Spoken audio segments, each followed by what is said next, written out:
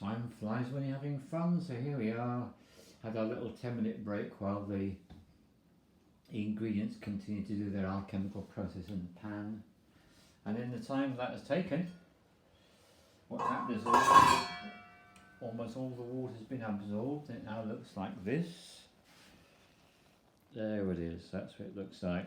And so what I'm going to do is I'm going to add a little bit of cinnamon. Cinnamon, anti-cancer, anti all the things you don't want, pro-wellness, so let's get a bit of that in there as well. The thing about cinnamon and turmeric, you don't have to have a lot. What you want to do is have a little bit every day. Every day. Let's just say that one more time. Every day a little bit. Do you so much good. And of course if you have turmeric, you have a little bit of black pepper, a bit of coconut oil, they're all obvious. So in we go with the green nori sprinkle. So much mineral sustenance is being created by this meal. And it's time to put in the prawns. So I've got 3 prawns in their shells. I've got these cold water prawns, North Atlantic, so let's just give that a little stir. Get those in there.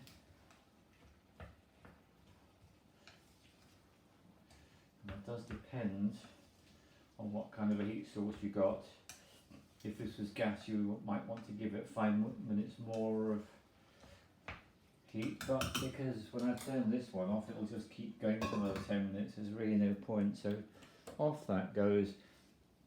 And I want to leave this really for, I suppose, another 10 minutes, something like that. And even if you do have gas, you do want to turn it off at the end and give it at least 5 minutes to what we call rest. Very important when you're cooking rice, so that it rests before you eat it. That's all about the continuation of the absorption of all the nutrients you put in there. And so my final take on the coronavirus is as follows. I go back to World War I. There's an old World War I soldiers expression. I'm not talking about the generals, I'm talking about the soldiers on the ground. And what they used to say is, if it's got your number on it, it's got your number on it. And it seems quite fatalistic, but it's a very realistic approach. If you are going to be terminated by coronavirus, so be it. And if you're not, so be it.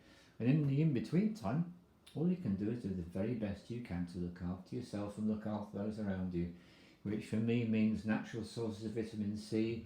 It means plenty of zinc, ideally from the oyster because it's the richest source of zinc on the planet.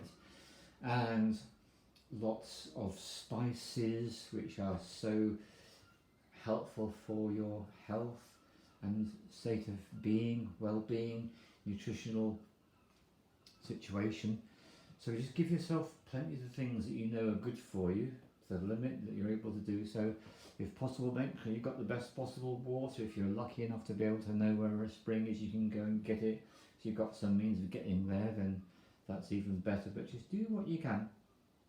And stay away from places that are full of infection. That stands to reason.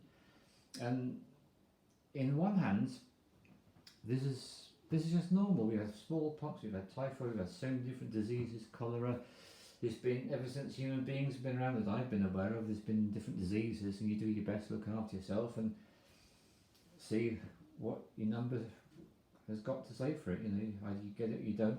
But final comment, coronavirus is just to me like the HIV/AIDS virus. 1 minute it didn't exist and the next minute suddenly it's there. But it doesn't take a genius or a rocket scientist or a brain surgeon to work out. If it suddenly appeared out of nowhere, probably got created by some rather twisted human being somewhere. Doesn't say too much about some of the things that human beings get up to, but that's my take on it for what it's worth. So, much love to you. And in about 10 minutes time I'm going to be sitting down and eating my incredibly delayed breakfast. Thank you, cheers.